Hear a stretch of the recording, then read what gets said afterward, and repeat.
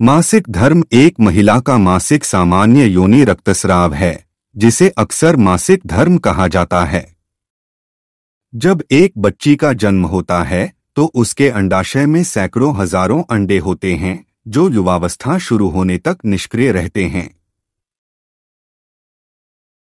किसी लड़की को मासिक धर्म आने की कोई सही उम्र नहीं होती, लेकिन ज्यादातर लड़कियों को पहली बार मासिक धर्म उनके स्तनों का विकास शुरू होने के लगभग 2 साल बाद आता है, जब उनकी उम्र 10 से 15 साल के बीच होती है। लेकिन यह प्रत्येक व्यक्ति में अलग होता है। हर लड़की के शरीर का अपना शेड्यूल होता है।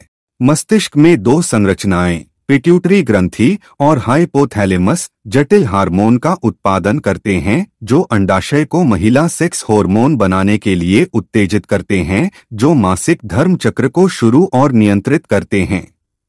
और यह लगभग 51 वर्ष की आयु तक जारी रहेगा, आमतौर पर 3 से 8 दिनों तक चलता है। मासिक धर्म चक्र में कई चरण शामिल होते हैं। मासिक धर्म चक्र का पहला चरण रक्तस्राव के पहले दिन से शुरू होता है और लगभग 14 दिनों तक चलता है। सामान्य मासिक धर्म चक्र में मस्तिष्क हार्मोन GnRH बनाता है, जो रक्त में पिट्यूटरी ग्रंथि तक जाता है। पिट्यूटरी ग्रंथि तब 2 हार्मोन जारी करती है, कूपोत्तेजक हार्मोन FSH और ल्यूटिनाइजिंग हार्मोन LH, जो रक्त प्रवाह में अंडाशय तक जाते हैं। ये हार्मोन लगभग 6 से 12 रोमों को जागृत करते हैं और परिपक्व होने लगते हैं।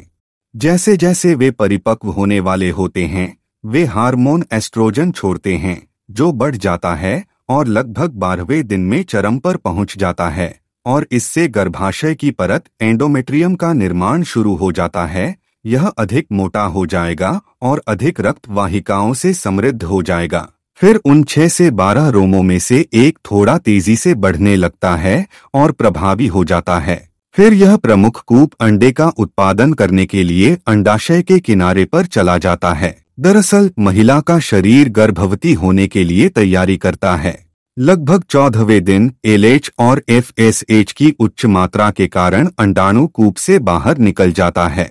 LH का उच्च स्तर टेस्टोस्टेरोन में एक संक्षिप्त वृद्धि का कारण बनता है, जो चक्र के सबसे उपजाऊ समय पर सेक्स ड्राइव को बढ़ाता है। एक बार जब अंडा निकल जाता है तो कूप सील हो जाता है और इसे कॉर्पस ल्यूटियम कहा जाता है। कॉर्पस ल्यूटियम प्रोजेस्टेरोन का उत्पादन शुरू कर देता है।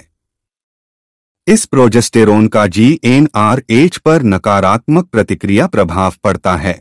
इसे कम करने और इसकी आवृत्ति को सामान्य सीमा में रखने के लिए इससे FSH और LH का स्तर कम हो जाता है। अगले कुछ दिनों में अन्य रोम नष्ट हो जाते हैं। निकलने के बाद अंडा फैलोपियन ट्यूब में प्रवेश करता है। ट्यूब की परत में छोटे छोटे बाल इसे गर्भाशय की ओर एक संकीर्ण मार्ग से नीचे धकेलने में मदद करते हैं। यदि शुक्राणु कोशिका फैलोपियन ट्यूब में अंडे कोशिका से सफलतापूर्वक मिल सकती है तो निषेचन यही होगा। यदि निषेचन हुआ है तो कॉर्पस ल्यूटियम प्रोजेस्टेरोन का उत्पादन जारी रखता है, जो एंडोमेट्रियल अस्तर को गिरने से रोकता है। यदि अंडा निषेचित नहीं हुआ है तो यह लगभग 24 घंटों के बाद विघटित हो जाता है। फिर कॉर्पस ल्यूटियम भी विघटित हो जाता है, जिससे प्रोजेस्टेरोन का स्तर गिर जाता है और एंडोमेट्रियल अस्तर को लगभग 14 दिनों के बाद बहना शुरू होने का संकेत मिलता है। मासिक धर्म का रक्त आंशिक रूप से गर्भाशय के अंदर का रक्त और आंशिक रूप से ऊतक होता है। यह योनि के माध्यम से शरीर से बाहर निकल जाता है।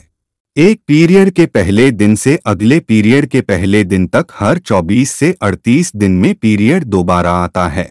योनि से रक्तस्राव के अलावा आपको पेट या पेल्विक ऐंठन दर्द, पीठ के निचले हिस्से में दर्द, सिर दर्द, थकान, मूड में बदलाव और चिड़चिड़ापन, भोजन की लालसा, सूजन और स्तनों में दर्द हो सकता है।